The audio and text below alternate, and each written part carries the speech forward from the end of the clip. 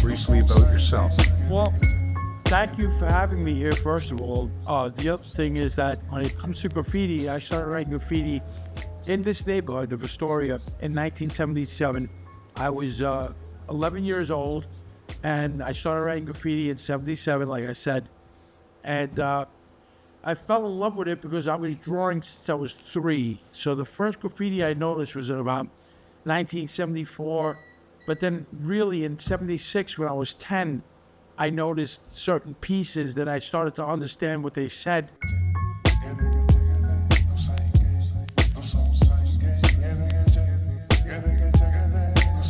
Lettering, album covers, Saturday morning cartoons, comic books, everything. I was influenced by everything. So I like Roman capital letters. I like Egyptian hieroglyphics. So for me, I'm also an abstract artist, graphic design. So art to me is in every aspect. I'm an actor. I've written 2 books. So art to me, the umbrella of art and everything that comes out of that umbrella is where I thrive, because I just want to express myself, and I want to express myself in an artful way.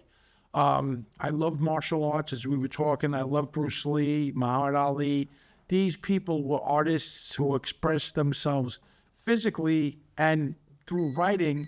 And I learned from my family. I have 6 brothers and 5 sisters, 2 parents, obviously the same ones throughout my whole life.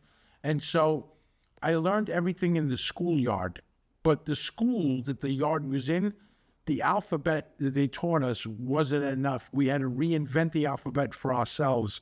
So graffiti is an extension of cavemen.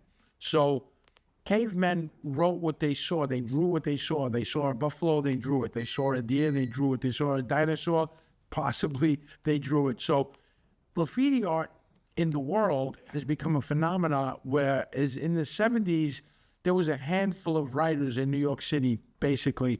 Now, through the internet and through magazines, the graffiti has spread all over the world.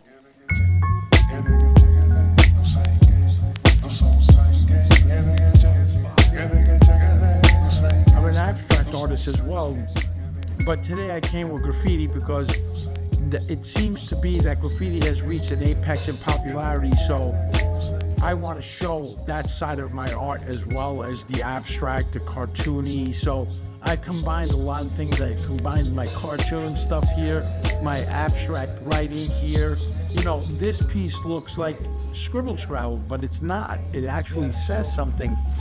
It ends with the front. The lettering from graffiti came from so many things before it, but the amalgamation of all the influences into one thing turned into the New York City graffiti art, which the world owes New York City, is indebted to New York City for creating what we created on the trains. We did know it was illegal, but if you look at it like illegally applied art, that's what we were doing. We weren't rich. We didn't have money for art supplies. I didn't go to art school. A lot of people think I did, but I did not. I was self-taught.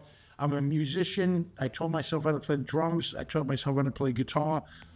You've played in Brazil and Europe. I played in Brazil. I played in Europe. I played all across the United States. I painted in Canada. I never performed in Canada, but I painted in the United States. I never painted in Europe, but I performed music in Europe when I was in Murphy's Law. I was in Lords of Brooklyn.